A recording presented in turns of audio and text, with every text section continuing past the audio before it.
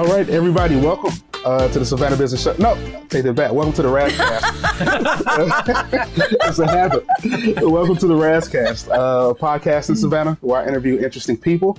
I'm Raz, your host, and I'm here with Miss Sherry Daniels and Mr. Harold Tessendorf. Is that correct? That is correct. Awesome. All right, Harold is with the Coastal Empire Habitat for Humanity, and Sherry is with Roto-Rooter Savannah. Yes. Yes. And we are here to talk about a lot of things. We'll get into your background and everything, as we usually do. But we also want to talk about the the Royal Flush Casino Night. Yeah. Yes. So I guess tell me a little bit about that. I was there last year. And it was awesome. I was there last year too. Imagine that.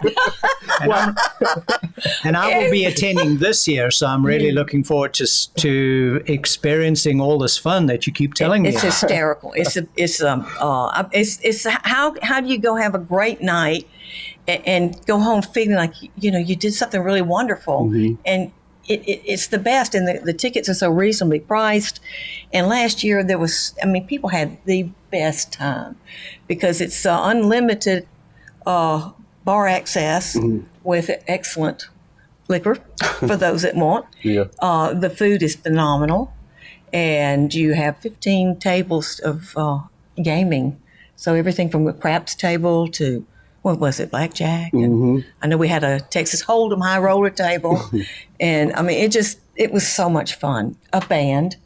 And I've never seen anything like it where they were line dancing. It was crazy. Half the place was like this huge mass of people dancing. I couldn't get over it. I was working an awful lot last year.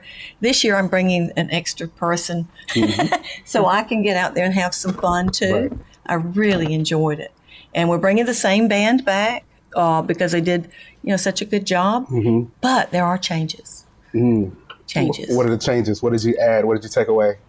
Well, the prizes are a lot better this year. We've had such a response with vendors and people wanting to set up things. So last year, I think it was 3,500 worth of prizes. This year, it's over 15,000. Wow! And we really kind of got I did a little late run on things. So do I need to speak up? No, you're fine. Can they hear me? You're fine. Just get a little closer to you. I'm just a dainty little girl. Okay. Anyway, it's exciting to be able to see it. The response has been tremendous. I mean, for our first year, the turnout, the coverage, every magazine, the TV stations, it's everywhere. Yeah. And I'm on a diet because I had no idea how much my picture would be taken. I got to get in shape. But when you think about this year, every year the Royal Flush Casino Night is something that we came up with where we choose a different charity every year. Not that we won't go back and revisit, but I'm just super stoked. I mean, I can't think of a better combination than Habitat for Humanity and construction industry. And, right. And I am appealing to people in construction, get involved. This is the night for us all to get involved, come together and support Habitat, amazing. Yeah. Yeah. Yeah. So Harold, how, I guess tell us about Habitat for Humanity's involvement with it and if you're excited about it, if you're not excited about it, tell us a little bit. How can I not be excited about it? I mean, we're humbled and honored, Sherry, that you and Roto-Rooter have selected us this year to benefit from this event. Our board has been engaged in the process since we were made aware of it. They've got out to assist already with some of the fundraising towards that, with some of the tables, the sponsorships and that. And I've really seen a lot of excitement. So I'm already seeing that from their part. So we really are looking forward to this event, to seeing, and it's always such a pleasure when you are when a well-established organization or company reaches out to us and says, hey, can we do something for you? Because what this is going to allow us to do is the proceeds that come out of this event are going to allow us to open the doors of affordable home ownership for another 7 families in Chatham County this year. Wow. That's amazing. Yay. Sorry. How long have you been with Habitat? So I have been working here with the Coastal Empire Habitat for Humanity since 2016. Coastal Empire Habitat is one of the oldest affiliates in the United States. It was founded in 1983, which is just 7 years after the founding of Habitat for Humanity itself as an organization. But I've worked throughout Georgia since 2001. This is the 3rd Habitat affiliate that I've worked with. Nice. Wow. Yeah, I remember volunteering in college, so I had to help build a home, which was pretty cool. Well, that's wonderful. Yeah. And that's often how so many people become involved with Habitat. They start at college, with a college build day. It's really exciting to me, given this affiliate's now over 30 years old. A number of our current board members are certainly younger than me, which is good, because that talks a lot to the vitality of the organization. Mm-hmm. But they had exactly that same route. They came on because of college or a parent who was involved with a Habitat affiliate in the community where they were born and raised. That is awesome. I mean, you do feel like you're doing something good when you're doing a Habitat. Whenever you feel depressed, they always say, go do something for somebody else. That's what, my dad always told me. If you're feeling down, go help somebody else. That's exactly right. Yes. And that's what Habitat provides, and that's what Royal Flush is providing. Well, I have several illnesses, and everybody that gets to know me knows this. And I was having to lay in bed flat to let spine heal very early in life. And my friend came up. Back then, we didn't have all these phones. You had the dial phone. Right. Dead giveaway. Anyway, she said, call this lady. She's in pain and sick. And call her and encourage her. And that's how it started for me, was reaching out to help others and what that feels like. It's like cleaning a house. It was nasty, and you see some immediate results. You go out with someone else, your focus is off yourself. It changes everything. Yeah. Just like going to a clean room. And when you talk about having your home, when you start talking about building, and my heart, because this is how I am, goes to the people that are going to be going in there. Right. And what that feels like. Mm-hmm. A friend just had a new baby, and that changes your home. We just going into, and it's your place, it's home, and how amazing that can be. No matter how humble, it doesn't matter. It's yours. It really is. And so when you talk, I'm translating that into how is it in the experience of the people that we're trying to help.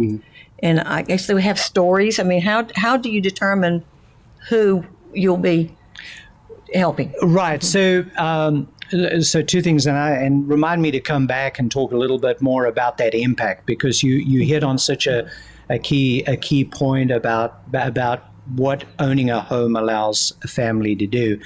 But how we select our home buyers is that we work with all habitats, and there's about 1,200 affiliates across the United States. We're one of them. And Habitat's also active in 69 other countries around the world, so a total of 70 countries around the world. But we all work based on 3 criteria. The first one is we look at need. So what is the current housing situation that a family finds themselves in? We work with households that earn between 35 and 60% of the area median income for that given community. So here in Chatham County, that for a household of 4, that's going to be an annual income that falls between $25,100 and $43,020. I wrote that down. I knew, because that's always been my benchmark. But those numbers change every year because they're issued by HUD, the U.S. Department of Housing and Urban Development. So need is the first criteria. The second criteria is ability to pay. So a household has to have a steady source of income that's going to allow them to make a regular mortgage payment to Habitat for Humanity for that home. And the third criteria that we use is a willingness to partner. And the way in which we measure that is through sweat equity.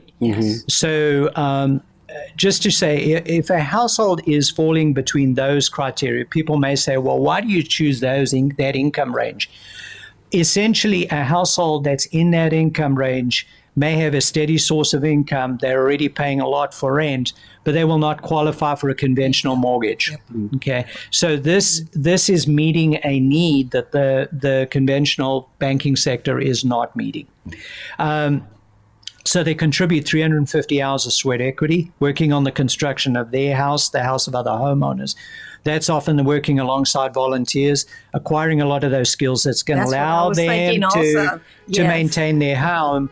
And so many times that also gives people the confidence to go back. Funeral. We good? Yeah, we're good now. So that allows people to go back to do things like go to college.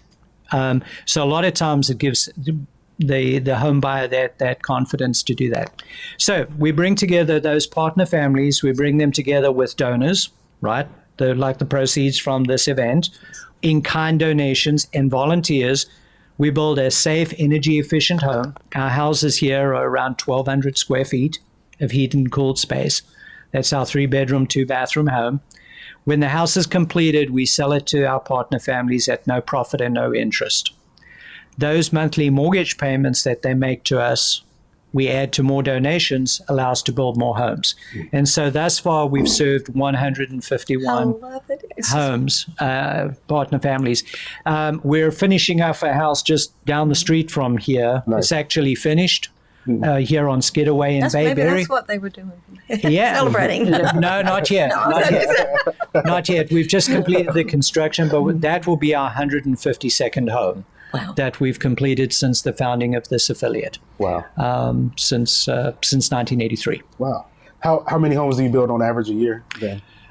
We generally vary between 4 and 7. We've generally, for many years, we're around 4 homes a year, but we've steadily increased that to 5. This past year, we did 7. And so our projection this year is to continue doing that.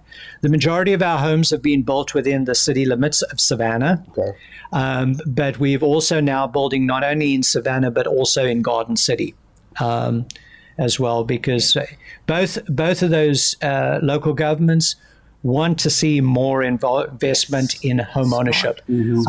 Our here in Chatham County, we have an affordable housing crisis in the sense that our supply of affordable units and the demand for them are out of kilter because there's so much economic activity happening, and people are moving here to search for that. That's driving up rents.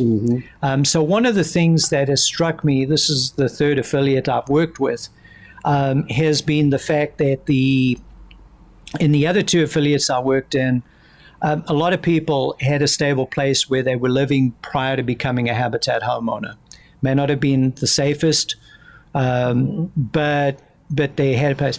What we find here is the vast majority of the people who apply to be a Habitat homeowner and who are selected either are living in public housing or they're living with a family member or friend, which is one form of homelessness. Yes. So when they are able to own a home and it's at an affordable mortgage payment, what that does is it gives them that stability. It gives them their children that stability. And that's where we start seeing better health outcomes, better education outcomes, people going, finishing high school. And now all of a sudden that family also has an asset, right? They have a form of wealth that does that. But, if you think about it, I mean, I was in my driving over here, I was thinking a lot about, Roto-Rooter is into the plumbing, right? I mean, you're into the plumbing business, right? You don't see the plumbing, but it's critical, right? It's critical. Don't get me started. It's critical to make things happen. And it's the same if you think about it. It's such a good metaphor in a way also for the importance of home ownership, because when people have that stability, all these other benefits happen. So the value of neighboring properties goes up. Children do better in school. People are more likely, because they've got that stability, to be much more successful at their places of work. So you have this ripple effect, not just on that particular family, but on the neighborhood around it. Values go up, we all benefit. Yes. I love it. But I've been into home ownership. It was one of the first things I did was go out and get the first home I could, because it like you said, the equity you're building.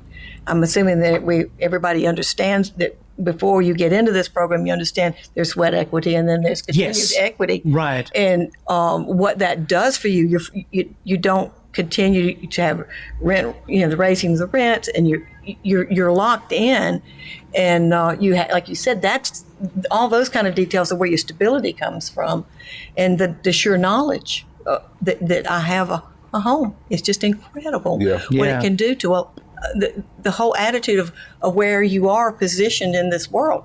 I'm sure the discouragement, the feeling like, how will I ever, the mountain's too high. And that is, I'm thinking, part of the problem in that particular scenario where they've honed in on for readiness for this program is, how do you ever save up enough money for a down payment to reach that mark? Right. Very difficult. Right. And I love this. The more I know, the happier I get. It's so smart. It's set up. It's so smart. Well, for me, I mean, in the habitat world, we talk about catching habititis. No, and I'm leaving. I'm out of here. All of us, kind of you get up every day because of the impact that you're making. And also, I think the other thing is a lot of people who come out, so our regular volunteers who come out and volunteer with us, do that as well, because they build that friendship. They build friendships because of that. They get to know people, but it's all those feelings, right? Yeah. I'm doing something positive. It's an opportunity to engage more people. I'm curious. I'm curious, like, what factors would hold you back from doing more homes, or is this like the most efficient way to do it? So I think that as we look at it, habitats are in each community. We are all looking at the question of how can we do more. We recognize we have to do more. So the obvious things are having enough land to be able to build on. So hopefully with the Blight Initiative, with the SPLOST that this community approved, and that's going to help free up more land. So land is one issue. Of course, it's always going to be financing, and how can we circulate that funding more quickly. Gotcha. But also our model for many habitat affiliates, but not exclusively, of course, has been the suburban type of model, right? So you've got a house. You've got some land around it, etc. I think a number of affiliates, we're looking in San Francisco. Ironically, when I talk to my counterparts that are in New York, San Francisco, Los Angeles, Savannah's issues of rising rents and that, and things just becoming more and more unaffordable, is actually is very similar. So they're looking at things like the accessory dwelling units. Okay. How can we do things like that? Looking at more dense housing. Yes. But again, I think for a lot of people, when you talk dense housing, how can we build more housing closer together? A lot of people still say, yeah, but the American dream is, I'm going to have a little bit of space between me and the person next door. I was going to say an end unit.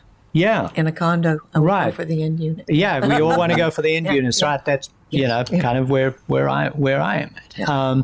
So I think that those are some of the limits. It's of doing that. The other thing as well is also, of course, we're blessed at the moment in our community. We are seeing wages rise, which for a long time were low. Goodness, that you're helps. right. Yes, That's certainly going to help make housing people more likely, as long as we can get more housing supply into the market. But many of my counterparts in other parts of the country where there's not as much economic growth, they're battling. Yes, people are battling to afford.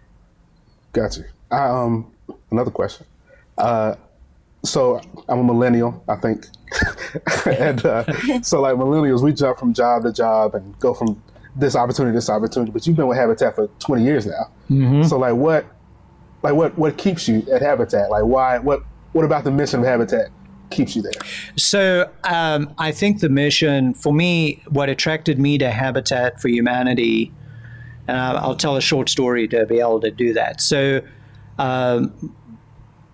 my family and I were living and working in Mozambique in 1998 to 2000, and we ended up in that part of Mozambique, in North Mozambique, was very close to Malawi. My in-laws were flying in from the United States to visit their new granddaughter. And we ended up staying at a hotel in Malawi where the hotel group had done an analysis of their workforce, where were their workers living, and found they were living in shacks.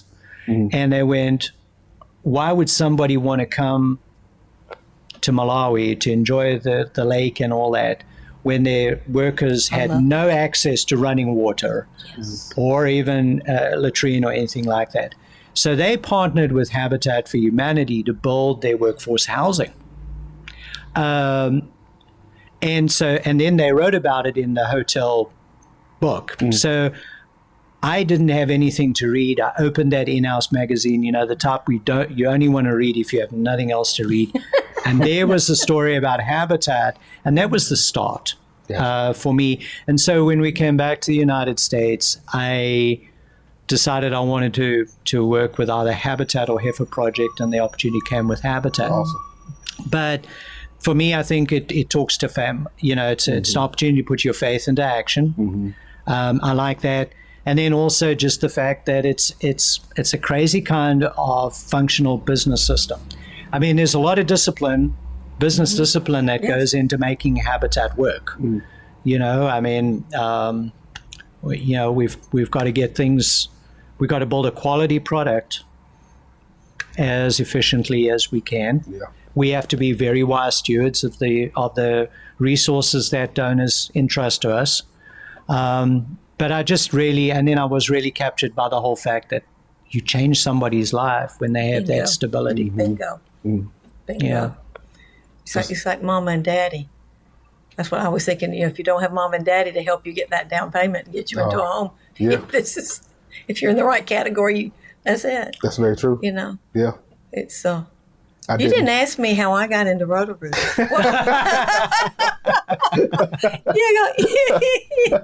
I was coming to you. You're dying. You want to hear it? Oh, absolutely. Go ahead. I think I remember, but from my last interview. But go ahead. I'm not going to try and mess it up.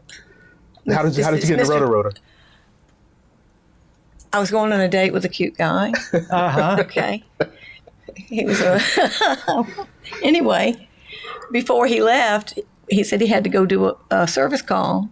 So I hopped in a car with his sister and we rode over there, and they were pumping a septic tank. So I ended up spending most of my first date with this guy, sitting on a picnic table in a backyard of a residential home, watching them pump a septic tank. And I loved it. There was something wrong with me. I loved the truck. I thought everything was fascinating.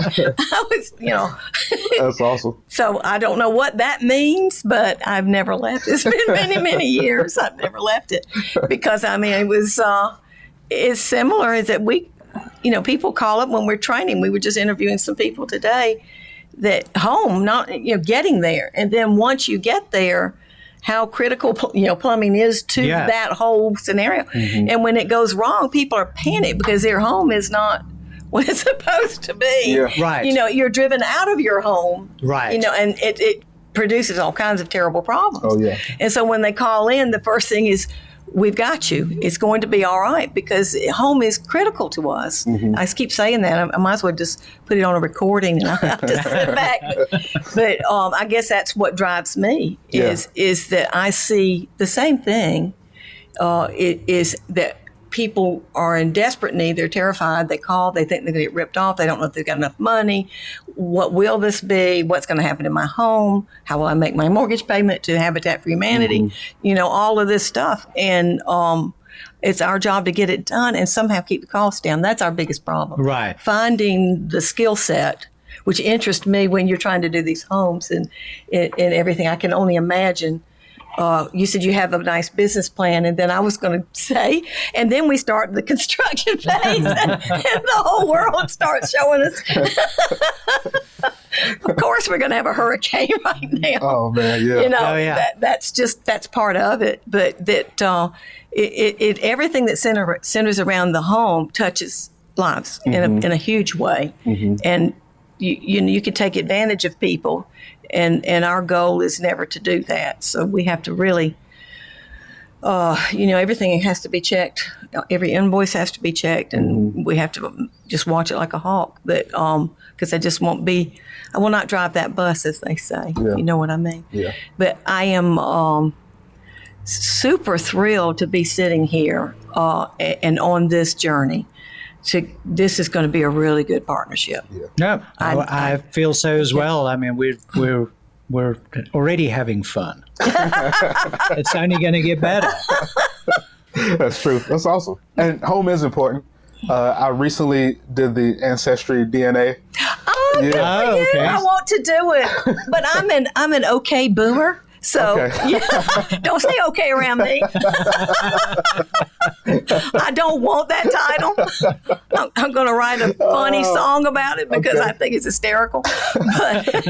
But I recently did it, and I realized that ever since pretty much slavery, my entire family has been around North Carolina in the same area. Oh, wow. Both sides, a little north of Charlotte. So I've been looking at homes in Charlotte, and prices are crazy there too. I might need a Habitat.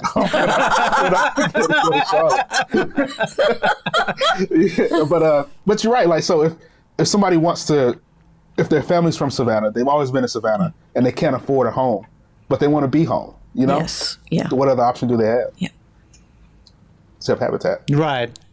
Yeah. Yeah. So I think you guys are doing great work, and I'm excited for the Royal Flush Night. Well, the whole thing, that's what I'm saying. When you can do all of that fun, and then you end up with something. How many homes did you? 151 are completed. I mean, with this, what we 7.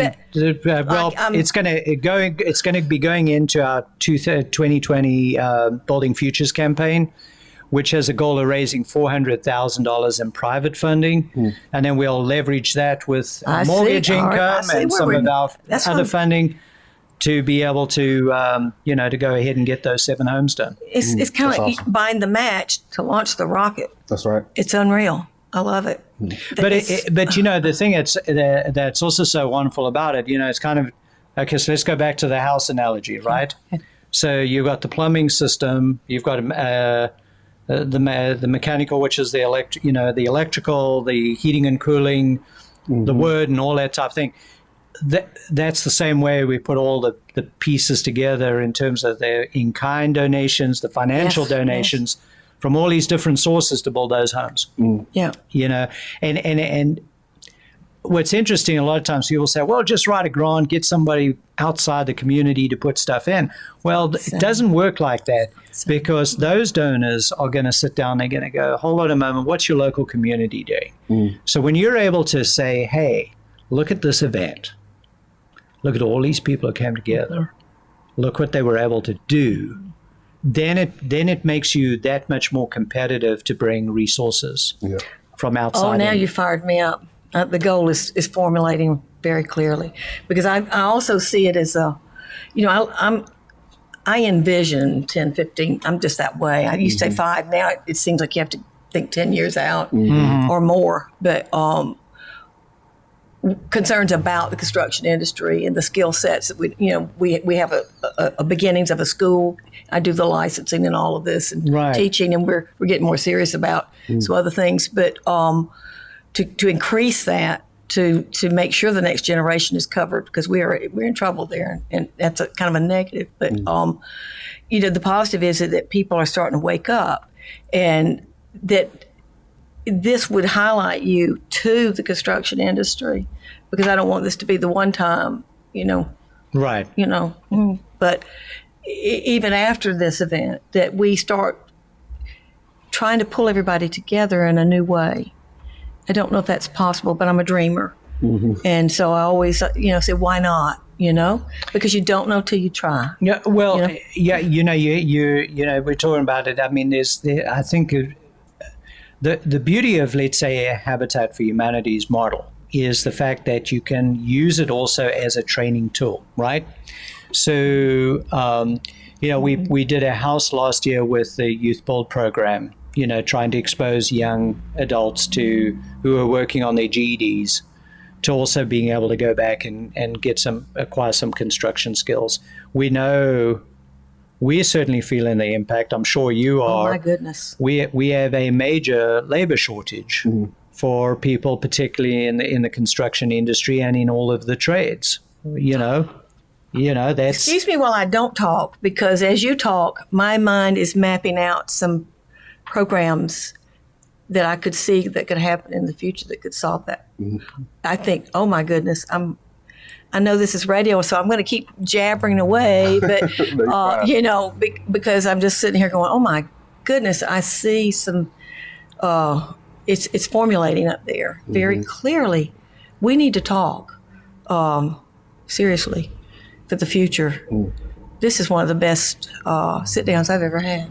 Well, good. Yeah. Okay, know. Well, thank Raz and thank you. I do. I remember that and you have been quiet because I'm a yacker.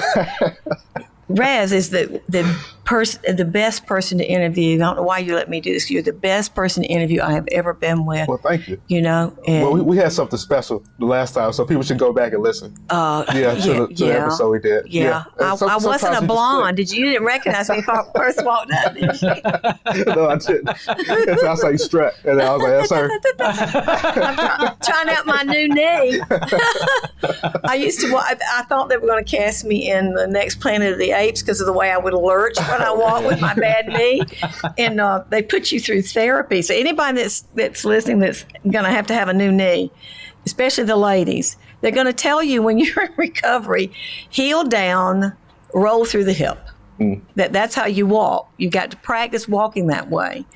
And my assistant and good friend put little stickies all over my house to remind me. And finally, I actually was graduated today. I don't have to do it anymore physical therapy. But you know what it is walking like a chick. That's what it is. So think female and strut your stuff, and you will walk like you're supposed to walk. Or put some high heels on, because that balances you. And so I'm surprised you recognize me. It's my whole long around the world point, because I'm trying not to walk like the old me, trying to hold myself up, Yeah. I was so bent over just trying to get there, Well, and you look great. I'm so on fire about this. And then one of the reasons I went ahead and did the knee, because I want to have fun that night. I want to be able to go and see people, and we'll be at Savannah Station again. And they do have those steps up and down from the bar area and everything into the thing. But do you put on-demand tankless in the homes that you build? We do not. Okay. We do not, because tell your homeowners to come to the Royal Flush Casino night, because that's going to be one of the main prizes. I think it's a Navion. I think I'm pronouncing it's new. Right. They solved the problem with the long draw to get the water once it started heating. Yes. You got the demand. They got some kind of thermal couplings that they go in and configure it to each home, but it circulates, recirculating. Oh, okay. And I had bought a pump to go and put in my attic to sort of solve my problem. that I don't have to do. I'm getting an having apparently. Right. And it's just amazing what they can come up with. And it's a Naviguide or a Navilink on your phone, so you can control it from your phone, and it studies you and learns when you like your bath, how hot you want it. It has everything ready for you. Wow.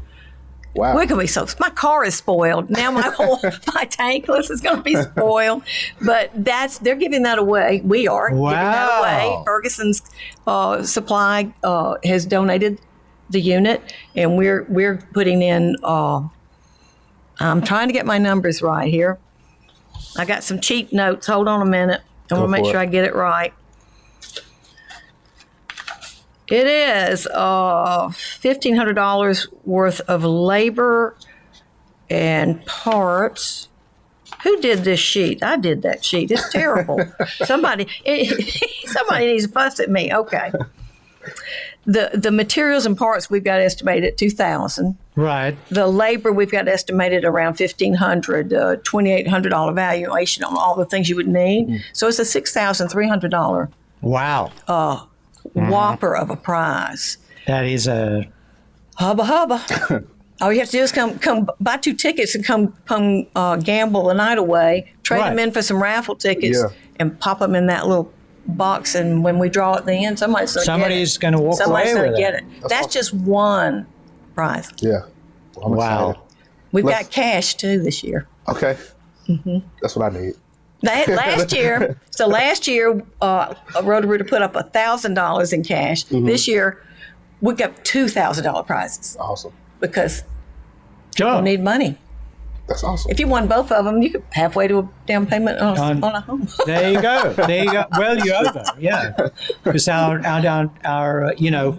we ask once someone is selected into our program, it's going to take about 12 to 18 months for them to do their sweat equity, to do the classes, work on homes and that sort of thing. Because, on the one hand, on the surface, 350 doesn't sound like a lot. But think about it. If you're working 1 to 2 jobs, we've got to figure out when you're going to be able to get those hours in as well and that as well. So during that time, people are saving a little bit every month towards our down payment, which is applied towards the cost of closing, and then also for their first year of homeowners insurance. So it's not only it's a whole. I mean, it shows you how life works. Is what you're doing. Now, that's what I was wondering. We teach. They already have the structure because these people that qualify have a steady life. They've understand that. Yes, we get up and we go when we don't want to, and we all do that. Right. But they already have that, and giving them those other keys of understanding how it all works. And I love it. I love it. Because that's it. That kind of knowledge is, what they called it, wealth. 100 Black Men does it. And they call it, is it wealth education or wealth training or something? Something like where that. you learn about money and how money works, and you learn to, I'm just drawing blanks. That's because I was up doing all these prizes last night. And I didn't get my sleep. But when you put something off, delayed gratification. Yes. It's the key to success in life. It's the key to everything is delayed gratification. And this process takes people through that and demonstrates it in a real amazing way. And I can't imagine what it would. I'm going to start crying. I'm sorry. I'm a super emotional lady. And when I got this knee done, people came out of the woodwork, friends, business people, and poured their lives into mine to help me. It was Christmas, and it was the feeling I had of feeling that kind of love. I've always been so busy and trying to help others. You don't feel it yourself sometimes. Right. And I don't want to be a burden and the whole thing that people have. And I was stuck in a chair. And they finally they had like an intervention and sat me down. What are you going to do about your surgery? You're going to tell us you're not leaving this room. You've got to have plans, and we're going to be there. And they were everybody. Right. So what would it feel like to have all these people come out and help you build your home side by side, day after day? What is that doing, not to the home, but to the interior, like you're saying? This is where the magic is, the interior and the heart of that family and those people. And this country needs more of that. Right. Totally. Yep. That's very true. Totally. That's the human experience. It's always been a community where people are always helping each other, Barn raising or whatever they used to call it. Barn raising. That's what I felt when you started talking. Yeah. It reminds me of how they used to do that. And now everything's so separated. Like we're also in our own little bubbles that we never step out and really try to help.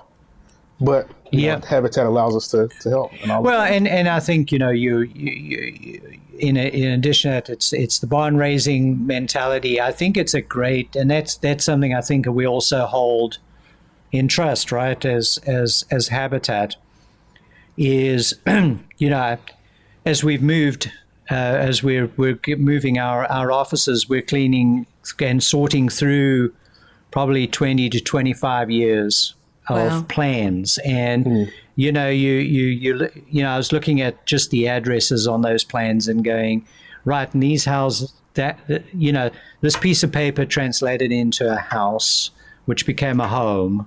And, being able to say, okay, well, I've met this homeowner who's subsequently paid off her mortgage, that's heaven, and right. And so you look at, you look at that sense. And I think you're right. I mean, when you're out in a Habitat site, you can't be in a bubble. Right. Okay. Number one, we're not going to allow you to have any earphones in because from a safety point of view, we want you to know what's going on around you. And so you're engaging with people that you maybe normally do not engage with. And I think that's a very, very healthy part. And you need to come with me because I engage with everybody because that's what this is all about. Yeah. Living is about people. Yes. And that's what's so great about the Royal Flush Casino night. Right. It's because we broke the mold. And that was what I kept hearing last year. Every kind of person, everybody's here. It's not the same old people, and we want the same old people. But we also want to be inclusive and have come. This is not the usual thing. Right. This is not, and the more I know, if you're listening to this and you aren't fired up and excited, there's something wrong because we'll just have to keep putting the message out because this is the key. Yeah. I didn't realize how much involved and what was going on. This is the School of Life. Habitat's the School of Life. Because it touches on every key point that people need to know to be successful in their living and happy. Well, and I think you go back to that the thing about our model. The difference between us and let's say and other builders is, you're coming in and you're buying a home that's probably done, right? In our case, it's the delayed gratification, it's the hard work. But I think also, the other thing is people, our home buyers, because of that life experience that they've had, enrich our lives because of the fact that they say, if we don't get it done this week, it'll be done and it's done next week. A lot of times, you try and get those final inspections in and you write up on and we're pulling our hair out. That's why I don't have much left. And so we'll say, it's okay. Yeah. We'll get to it. It's going to be beautiful. So, and then once a house is completed and we've closed on it and the partner families moved in and they settled, then we do a dedication service. So we invite back people who've worked on the home, the donors that have made it possible, and we do a small ceremony just to kind of give thanks. I love it. And that's when a lot of times, people just look at that and they can see what love does. What love does. Love in action Selfless is about. Love. Yeah. That's awesome. Now, are furnishings provided? Are the homes furnished and designed and interior design? We do not do that. Okay. Essentially, we meet. No, because a lot of times families already have items, or a lot of times that also allows others to step in. You know, so a lot of times that's when the wider family will come in and say, hey, you know, let's. That's what I love to do. I love to go talk to someone, find out how they function. Design for me is about how a person lives and functions and what they love. And you do integrate. I'm the cheap designer because I believe in using everything you can and find and being original and advising on how to best use space. A lot of people don't understand how space can work for them. Right. And that is key, especially if you have someone that has handicap issues and that kind of thing. Right. It's amazing what just simply, I'll sometimes, you know, I can't do it. I'm too busy, but I would that would be such a dream for retirement. If I ever retired, I would do something like that. Right. Because then, oh my goodness, it's a full, complete package. It's amazing. So what happens? One of the areas or places where our homeowners do sweat equity, their sweat equity is down at our restore, and a lot of times that's where they'll start going, oh, hold on a moment, that would look really, really good. There you go. You know, so those are, you know, that's certainly one thing that I see a lot of. Yeah, and see, for me, I'm redoing my home. It's very slow because I keep finding things to. I'll never finish my house if I don't stop doing other things. But I wanted to have those old feelings. I can't live downtown, and I'm finding things that people are pulling out of these beautiful old homes. And like I found an 8-foot fireplace with columns that came out of a home on Jones Street, and I now have that. It was a patio home, but when you step in, we made our own old-fashioned transoms, and everything. Made the doors, you know, and all of the what I call picture framing and all that. I just love having millwork, and just I wanted to evoke that feeling. The house is not any bigger, you know. I just repurposed everything. I call it aging in place. Yeah, right. And it's that feeling of creating a feeling is there for me. And so when you start talking about homes, I go nuts. But I've got to finally finish the thing. So you can live in it. I'm living in it now. I lived in it through the entire production. Oh, wow. We're talking, the only thing that got tough was 1 year of a ram board in a kitchen that wasn't there for a few years. And let me go on and on. That's it. The way it is now, everybody sees my vision. Yeah. I know it. You know, I did I was like the designer for the moving the walls, and I got an engineer to help. Gotcha. You know, but I can do the other. But it's like I said, I can't imagine being these people because that's how I feel. It feels new, even though I'm in that house. Right. I walk in that room and I see something there, and so if they have a dream, that would be cool. I guess you do that sometimes. Incorporate something if somebody has a special dream or a piece or a memory. Well, in essence, we when we design our homes and build them, we want to make sure that somebody's able to age in that home. Yes. So we look at issues on the front end in terms of accessibility. Yes. So people can age in place. You hit on a big theme because that's a growing need. Mm-hmm. Yes. Because so many of the homeowners in the United States, in our community as well, are aging. And so, it's a natural process. It's going to happen, right? Mm-hmm. But I think being able to keep people in their homes, in their neighborhoods, because they're anchors. And when a neighborhood loses those anchors, if you don't already have another group of homeowners coming in, then it's very easy for a neighborhood to start spiraling down, which reduces wealth, which reduces property values, and that sort of thing. So we look at it from our point of view. We tell our home buyers up front, we're not a custom builder. We're going to get you your foot in the door, because we have had some homeowners. It's my third affiliate. Where the Habitat home has given them that essential stability, that foundation to get started. And then they've gone back, become a nurse, and then come out of that and said, well, okay, now I'm going to look, my life circumstances have changed for the positive. And so I'd like to look at selling my habitat house and moving up to something else. Yes. Then but having that, it's a launch pad. Yes. So, but the overwhelming number of habitat homeowners remain in that home. So we want to make sure they're able to do that. Yeah. Awesome. It's pretty cool. Yeah. So 2 final questions, and I usually ask those at the top of the show, and so I'm pretty sure I asked you before. Okay. I asked you first, Harold. Okay. Scenario: you're walking through your neighborhood, a little kid comes up to you and says, "Harold, you're my hero. I want to be like you when I grow up." Mm-hmm. So, in the language that a 10 or 12-year-old can understand, what does it take to be Harold Tessendorf? It takes being curious about the world. It takes loving people and wanting to serve others. And finding ways to share. Okay.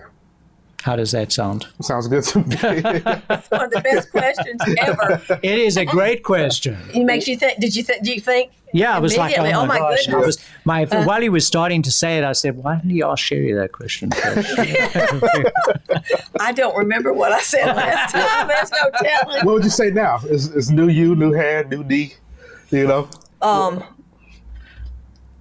One thing that comes to me is I was in a Bible study group one time, and they wanted to say, who's the bravest person you know? I didn't say it at the time, but I wanted to say me. Because I was terrified. I had all these horrible things that every Lifetime movie, and I could write 16 of them, and it was just terrible, terrible, terrible. Mm-hmm. And so I was just terrified of everything, everybody, and yet I do it anyway. And just normal life was tough, And so I think now is that you can see that I'm aging a little. I don't admit that I'm aging, but I know it. I know that this is that last part of my life that I'm going Betty White on it.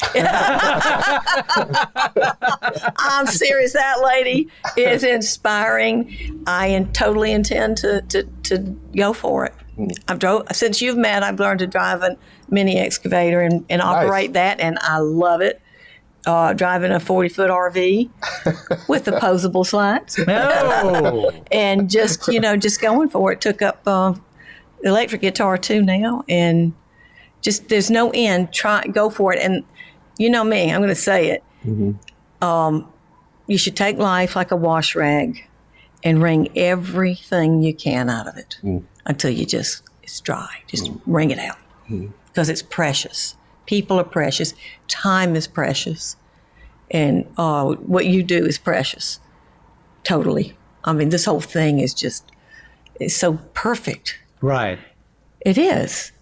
It certainly is. I mean, I'm a perfectionist. And so I'm going to start analyzing everything and explaining to you what you need to change because I'm one of those horrible people. I can't find anything. The system is amazing. It really is. That's beautiful. I like that. End of it, I guess. I'm gonna keep that as my memory bank to just treat life like a wash rag. Yeah, wring it all out.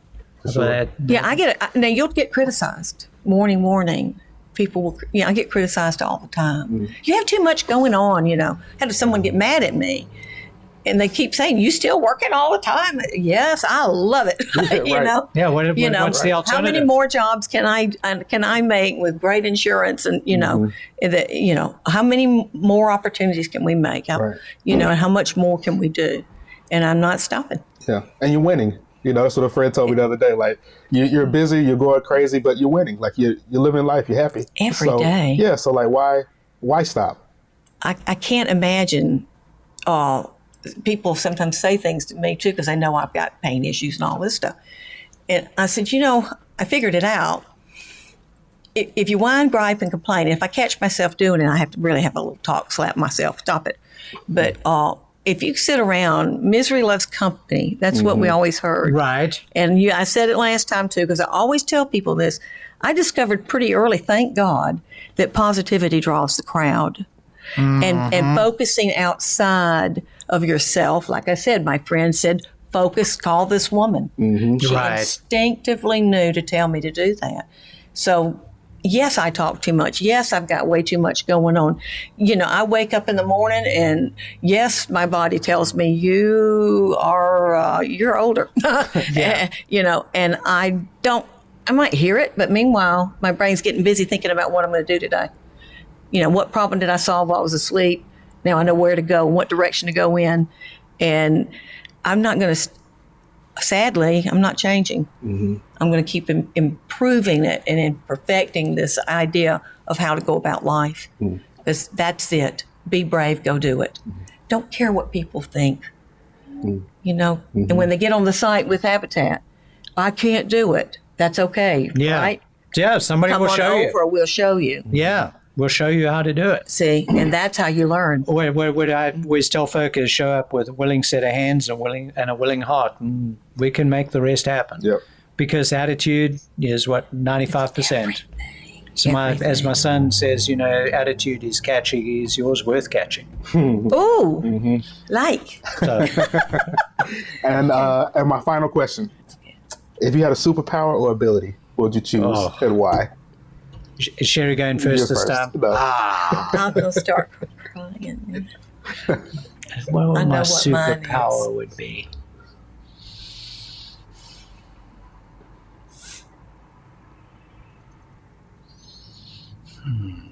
Mine's good. You better think hard. That's all. It's the same. You want me to whisper mine and we'll say the same time? Yeah, why don't we do that? Okay, come here.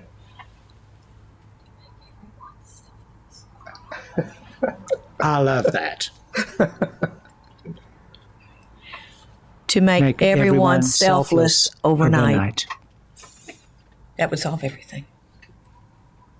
Yeah, I agree with that. I just realized somebody said the definition of love the other day, and it made a lot of sense to me. And love is when you treat someone else as well as you want to treat yourself. If the building's on fire, this is something everybody needs to look at themselves. If the building's on fire, are you thinking, I got to get out of here? Or are you thinking, I got to get me and who else? Does someone need help? Mm-hmm. That's key. Mm-hmm. And if everybody would think, how do we get out of here? The world would change. Yeah. And I don't know how you make it happen, but I'm a dreamer. Yeah. But you can make it happen, at least locally. I got on a Beatle shirt, I have to dream. I know. I should have took that off. I have a Star Wars shirt on. Oh, yes. Hence the superpower. Now, I have a jacket on, so I'm trying to be professional. But still, it's, there's, and laughing, too. It's just people forget to laugh. Yeah. We get to be adults, and we think we're supposed to be so serious. And I fight that tooth and nail. I do. If it gets too serious, I'm going to do something stupid just to watch everybody laugh. Cool. Well, thank you guys for coming by. Thank you so much. Thank you so much for having us. It's been great. Again, how can people get in contact with you? How can they get involved with Royal Flush, the Royal Flush Night? The Royal Flush Casino go night. first. Let's do that first. If you want to get in touch with us at Royal Flush, we have a contact person who's in this room. Who's not going to be my friend anymore. Would you please come over here and tell us? All right. You want to push the mic over there where she can just tell us and doesn't have to get in the view. We have our, you can always go on our social media website. We're at Roto-Rooter Savannah. We love likes. So first of all, go there and make sure that you like us so you can get all of our postings and updates. And then we also have a page dedicated to the Royal Flush Casino Night. You can go there as well. We have a link that directly goes to the site so that you can purchase your tickets. Tickets are going like crazy. We were already selling the minute that they posted the link. So you want to make sure that you go there and also keep your eyes on the page daily because we will start putting different announcements as far as prizes and different details in regards to the event so that we can go ahead and just get even more hyped up for it. Yep. I don't think I could get anywhere. And if that doesn't help any, you can always call our office, Yes. 341-ROTO. That's more easier to remember. And just ask them, can I please talk to the lady about the Royal Flush Casino Night? In case you can't remember that, my name is Tina. Perfect. Perfect. Thank you, Tina. All right. Tina should have been on the mic. I was going to say, Tina will be... Tina just revealed us a hidden talent, didn't she? Yes, right, well, cool. Well, thank you guys for coming. Thank you Thank you so much. As I always say, everybody out there, thank you for listening. Love you guys. Be the change you want to see in the world. You don't have to have $1 billion to make a change. That's the truth. Go down the road and tell somebody you love them. So I love you, and we'll see you next time. Thank you so much. Peace. Bye-bye. Bye-bye.